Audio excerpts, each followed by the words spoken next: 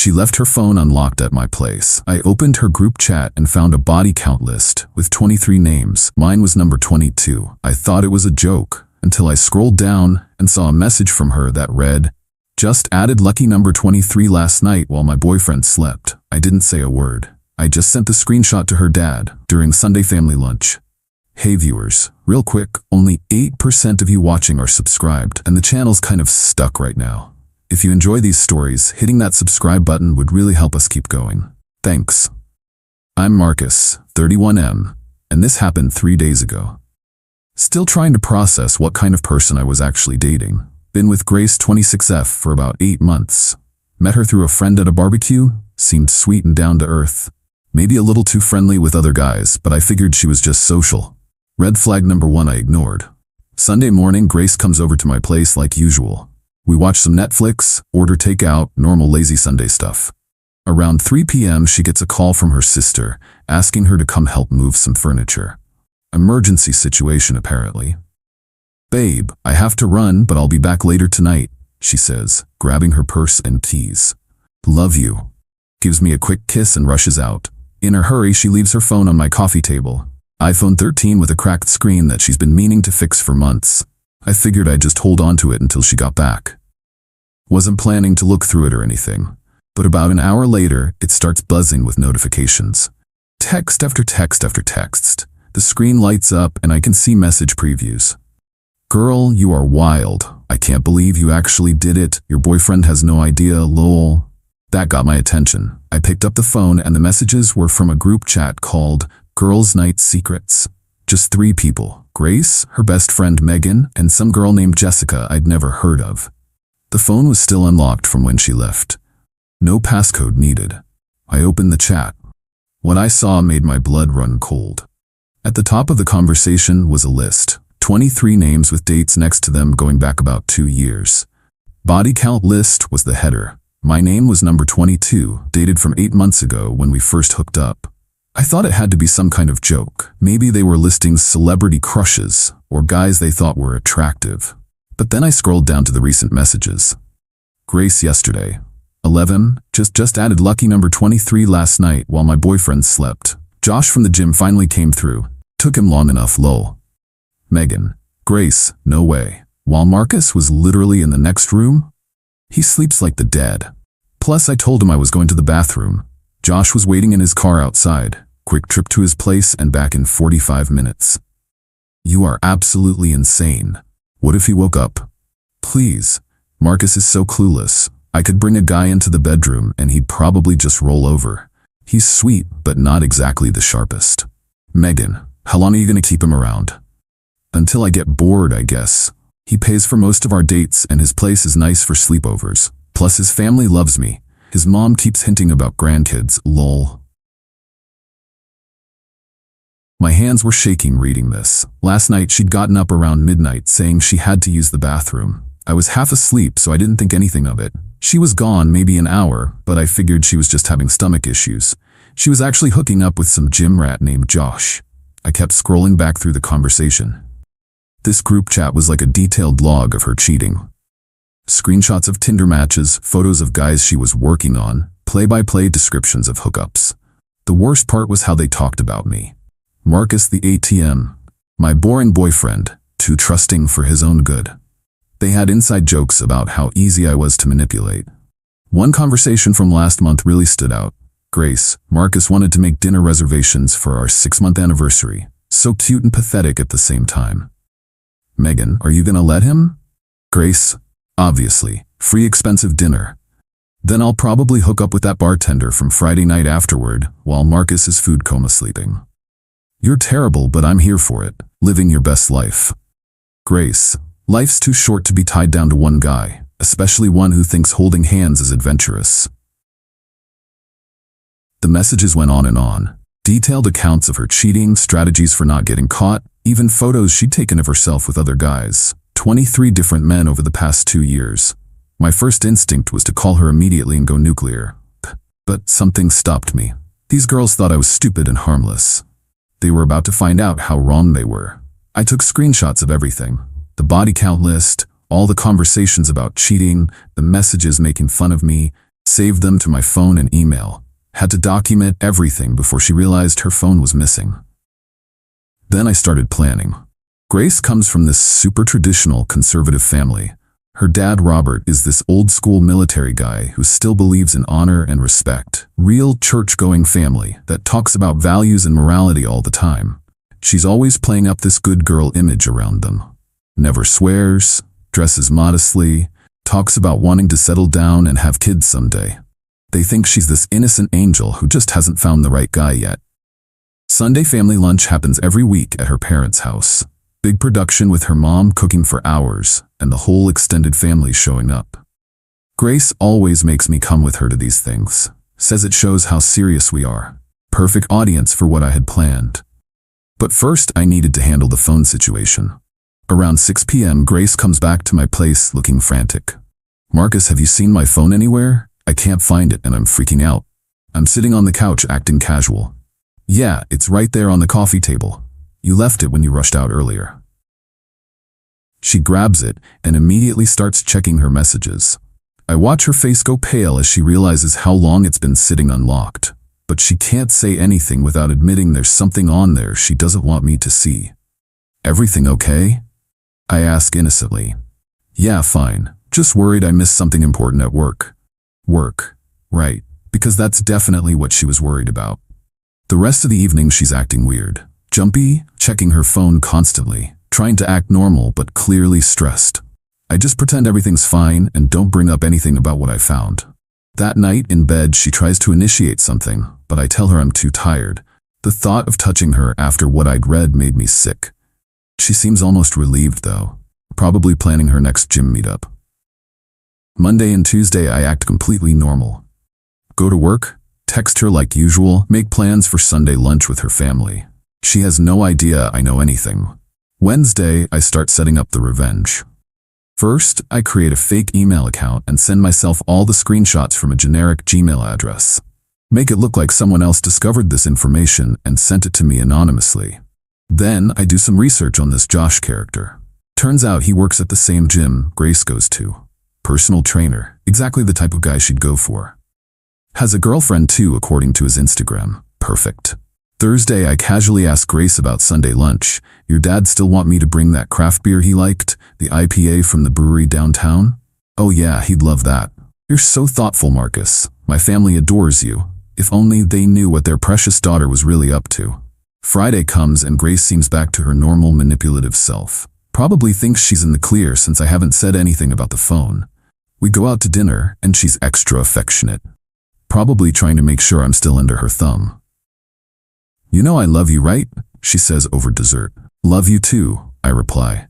Amazing how easy it is to lie when you've learned from the best. Saturday night she stays over.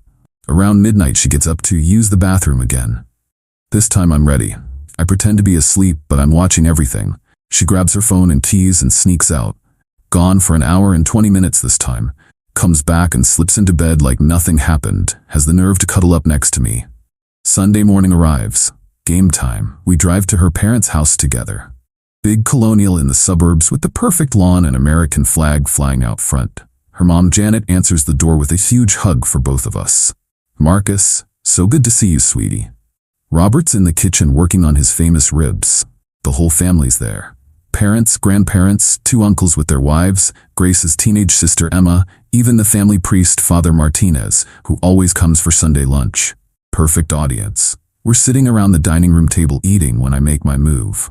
Robert is talking about his golf game. Everyone's relaxed and happy. Grace is playing the perfect daughter role, helping her mom serve food and making small talk with the grandparents. I pull out my phone and pretend to check an email. Oh, weird. I got this strange message. Someone sent me some photos anonymously. Grace tenses up immediately, but tries to play it cool. "What kind of photos?" Robert asks.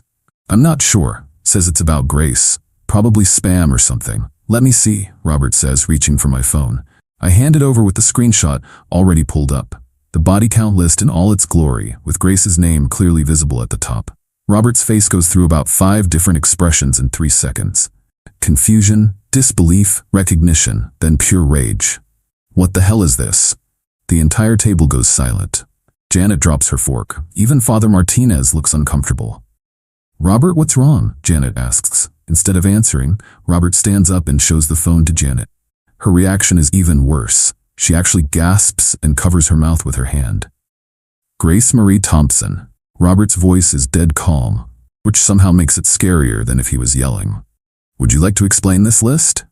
Grace is white as a sheet. I don't know what that is. Someone probably faked it, or... There are 23 names on this list with dates. Your name is at the top. Robert scrolls down and his face gets even redder. And there are messages here about cheating on Marcus while he was sleeping. The room explodes. Grandma Thompson actually faints and has to be helped to the couch. Uncle Mike starts swearing until Father Martinez tells him to watch his language. Emma asks what a body count is and gets shushed by 3 different adults. Janet is crying. Grace, how could you? We raised you better than this. It's not what it looks like. Grace is full panic mode now. Someone hacked my phone or stole my identity or something. Marcus, you have to believe me. I just sit there eating my potato salad like nothing's happening. Marcus, Robert turns to me. When did you get this message? About 10 minutes ago. Came from some anonymous email address. I thought it had to be fake, but I trail off and shrug. The metadata shows these screenshots were taken 3 days ago, Robert says. He's some kind of IT security guy for the military, so he knows about this stuff. These are real. Grace tries to grab the phone, but Robert pulls it away. Dad, please, you don't understand. I understand perfectly. You've been living a lie for the past 2 years, cheating on every boy who was foolish enough to trust you, laughing about it with your friends. Father Martinez clears his throat. Perhaps we should discuss this privately as a family. No, Robert says firmly. Marcus deserves to hear this, since he's apparently victim number 22 on my daughter's conquest list. The humiliation on Grace's face is beautiful. Her perfect family image completely destroyed in front of everyone she cares about. How many of these boys did you bring to church with us? Janet asks through her tears. How many times did you sit in those pews holding their hands while lying to their faces? Mom, it's not that simple. 23 men. Robert explodes. 23. Do you have any idea what this makes our family look like? What this makes you look like? Uncle Mike jumps in. Robert, calm down. You're scaring the kids. Good. Maybe Emma needs to see what happens when you throw away your values and self-respect. Emma, who's 16, looks absolutely mortified. Grace, is this real? Did you really cheat on Marcus? Emma, don't listen to them. Answer your sister, Robert demands.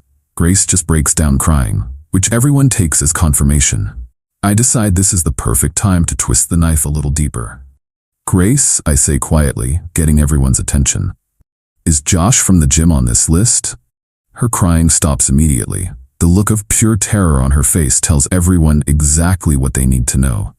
Who's Josh? Robert asks. Someone she's been seeing behind my back. She was with him Friday night while I thought she was helping her sister move furniture. That was actually a lie. She was helping her sister Friday. But the family doesn't know that, and Grace can't correct me without admitting to all the other times. Robert looks like he's about to have a stroke. You brought men into our home? While lying to this family? Dad, I never brought anyone here. But you lied to us. Every Sunday for months you've sat at this table playing the devoted girlfriend while cheating behind Marcus's back. Janet suddenly stands up. I can't listen to any more of this. Grace, go to your room. Mom, I'm 26 years old.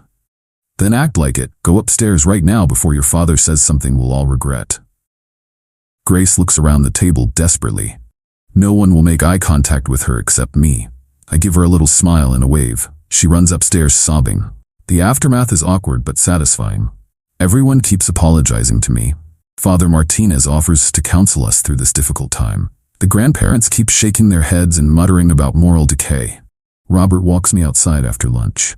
Marcus, I am so sorry. We had no idea she was capable of something like this. It's not your fault, Robert. I'm just glad I found out now instead of after we got married or something. Are you going to be okay? I'll be fine. Honestly, I'm more disappointed than surprised. There were signs I probably ignored. You seem to be handling this remarkably well. What's the point of getting emotional? She made her choices. Now she gets to live with the consequences. Robert nods approvingly. You're a good man, Marcus. She didn't deserve you. I drive home alone, leaving Grace to deal with her family meltdown. My phone starts buzzing around 8 p.m. with frantic calls and texts from her. I don't answer any of them.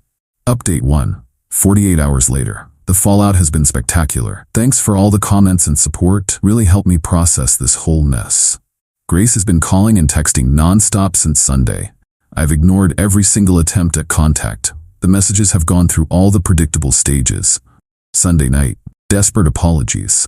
Marcus, please answer your phone. I can explain everything. It's not what you think. Monday morning. Anger phase. You had no right to go through my phone. You violated my privacy and humiliated me in front of my family. Monday afternoon. Bargaining. I'll delete all their numbers. I'll change gyms. I'll do whatever it takes to make this right. Monday night. Back to desperation. Please just talk to me for 5 minutes. Let me explain what really happened. Tuesday. More anger. This is insane. You're destroying my life over some stupid messages that were mostly jokes anyway. I haven't responded to any of it, but other people have been very chatty. Megan called me Tuesday morning. Apparently Grace gave her my number months ago in case of emergencies. Marcus, hi, this is Megan, Grace's friend. She's really upset and asked me to call you. What can I do for you, Megan? Look, I know you're mad about the group chat thing, but you have to understand it wasn't serious. We were just goofing around. Girl talk, you know? Girl talk about her cheating on me with 23 different guys? Long pause. Okay, when you put it like that, it sounds bad, but she really does care about you. She's just young and confused. She's 26 years old. That's not young and confused, that's adult and making choices. She made mistakes, but she wants to fix things. Can't you give her another chance? Megan, I'm gonna ask you something, and I want you to be honest. How many of those 23 guys happened while she was with me? Another pause. I don't know the exact timeline. Guess. Maybe 4 or 5. So she cheated on me at least 5 times that you know about, and you think I should give her another chance. People make mistakes, Marcus. Cheating once is a mistake. Cheating 5 times while keeping a trophy list is a pattern. Thanks for the call, though. I hung up. Tuesday afternoon, I get a call from an unknown number. It's Josh from the gym. Is this Marcus? Grace's boyfriend?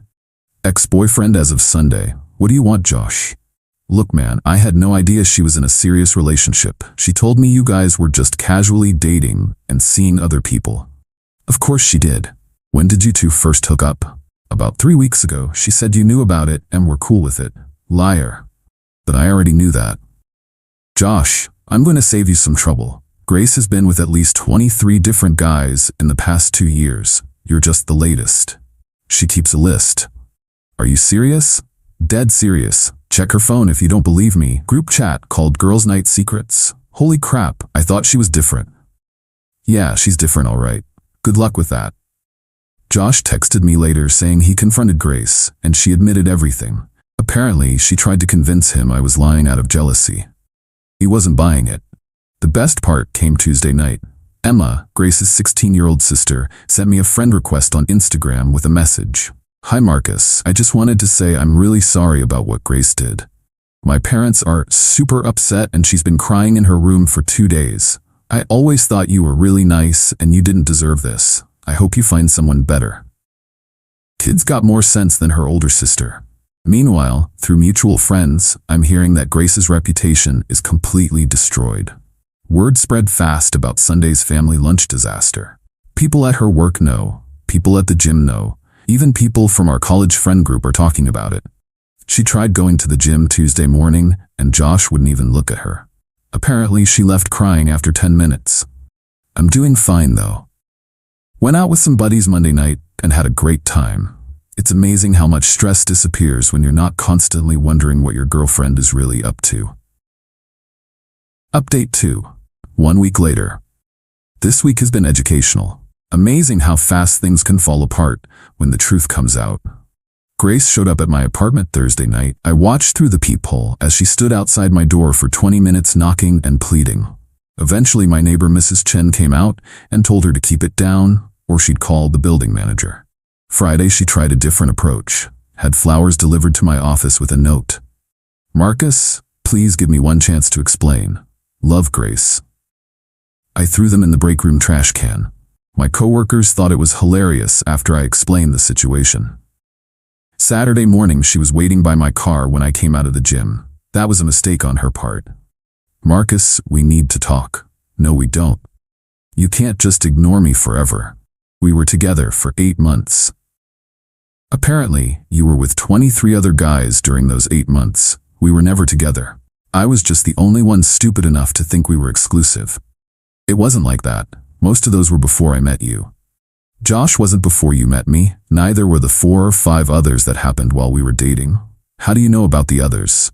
Your friend Megan told me, thought it was only 4 or 5 times I got cheated on. Really makes me feel better. Her face crumbled. Marcus, please. I know I messed up, but I can change. I'll delete all their numbers. I'll quit the gym. I'll do anything.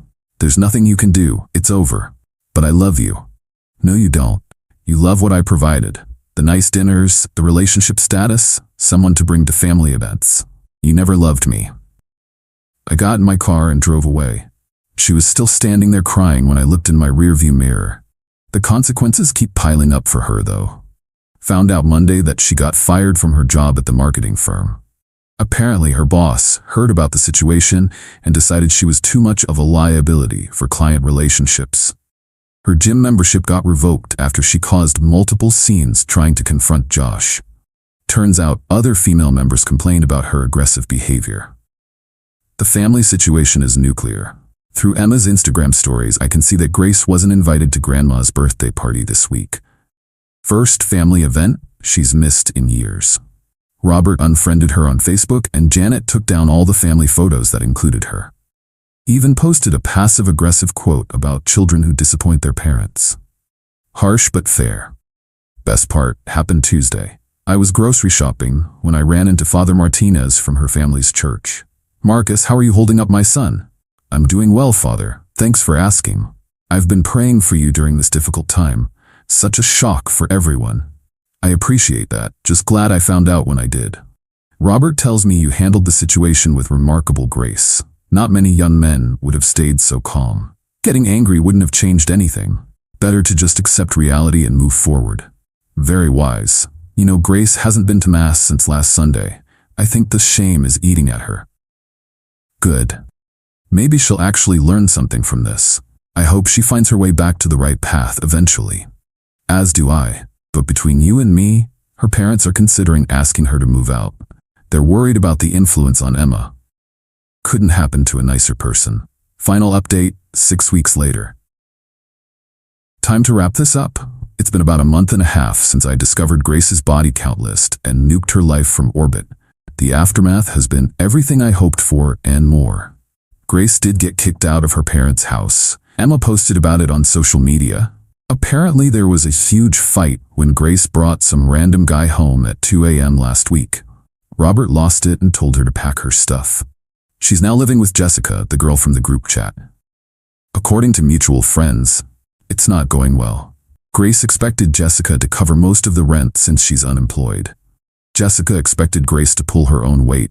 Lots of drama. The job search isn't going well either. Turns out when your former boss tells people you have character issues and poor judgment, finding new employment gets difficult.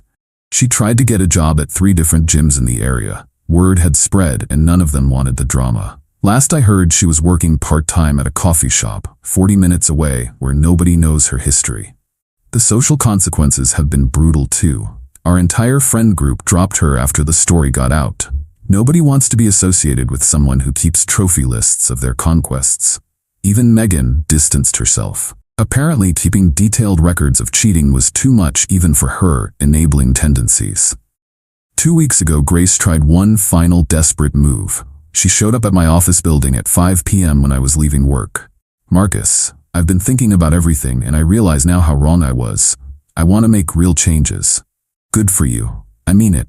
I've been going to therapy, trying to figure out why I did those things. Hope that works out. Can we maybe get coffee sometime, just to talk? No. Please, I'm not asking to get back together. I just want closure. You got your closure. It was in that group chat where you called me boring and clueless. I didn't mean any of that. I was just trying to look cool in front of my friends. By bragging about cheating on me? That's what you thought would make you look cool? She didn't have an answer for that. Grace, I'm gonna give you some free advice.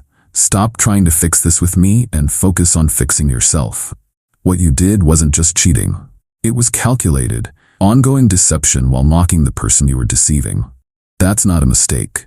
That's who you are. People can change. Maybe, but they have to want to change for themselves, not just because they got caught and faced consequences. That was the last conversation we had.